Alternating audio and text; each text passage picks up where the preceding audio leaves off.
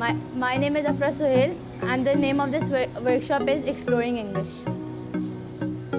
मेरा new skills सीखे हैं, इससे नई स्किल्स सीखी हैं, फ्लैश कार्ड्स वगैरह बना सकती हूँ, वोकैबुलरी की पूरी एक बुक बना सकती हूँ। कुछ में मैंने ये सीखा कि आपके बहुत वेज होते हैं, माइंड मैप बना सकते हो, कैरेक्टर स्केचिंग कर सकते हो।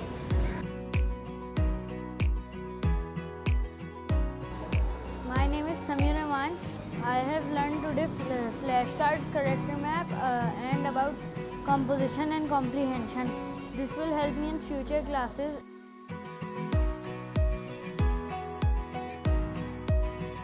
My name is Iqbal.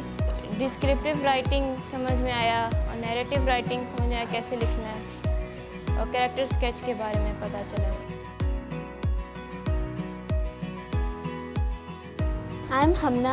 मैंने आज जो कुछ भी सीखा वो मुझे अपने ओ लेवल के हिसाब से मेरी इंग्लिश में जो है हेल्प करेगा।